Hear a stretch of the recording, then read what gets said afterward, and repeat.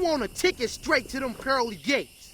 Here we are. The weekly trailers finally happened. I knew today had to be the day. If it didn't happen today, that was going to be chaos. But regardless, Wednesday is the new day for the weekly trailers. Before it was Tuesday, but now it's Wednesday. And my theories and predictions with them starting off with a character who's not Yoshimitsu was correct. But I was a little bit wrong. They started off with the Queen of Tekken, Leo, the Seeker of Truth. Even though Leo isn't a character that people are super excited about, in my opinion, I think Leo has an amazing fighting style. And also this is a good representation of just like Tekken. I don't know, there's just something about Leo in my opinion that makes her special. She says, "You ready? Okay, let's get started." If you think about it, that's kind of a nod to us, the weekly trailers. You ready for the trailers? Okay, let's get started. Okay, so right off the back, that first string or whatever was pretty insane. Oh, that's a power crush too. Holy smokes, power crush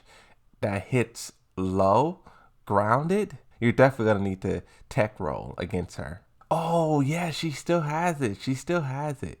So she does her, bro, Leo's dope, bro. So she's crouching under all this stuff that Jin Kazama's doing. She does her wild standing attack and then she key charges. If you watch tournaments, you'll every once in a while see a Leo main do that. And it's just, one, it's super hype, but then two, it's just like super dope.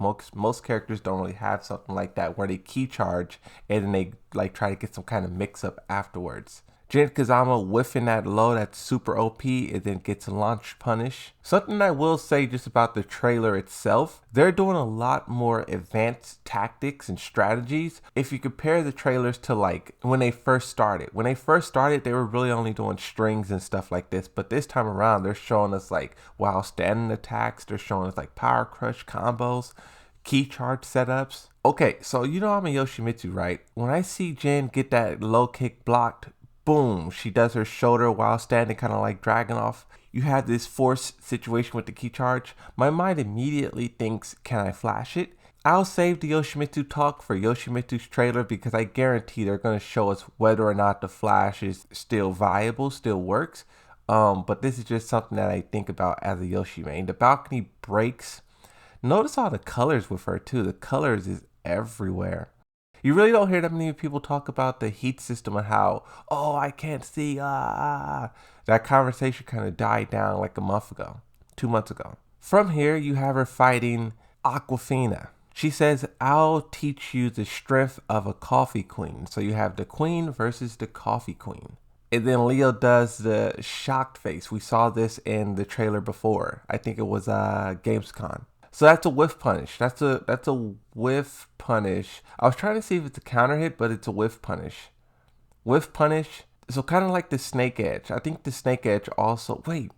I'm trying to think of how Brian Fury's snake edge. Because I think Brian Fury and also Lily's, like their snake edge immediately screws. But here, her hell sweep, whatever, it kind of does a similar effect that it did in Tekken 7, where first you knock them on their head and then you screw them after. So I wonder if this will be applied to all characters, or if this is just, I don't know, if it's a different type of attack, frame difference, damage difference, I don't know.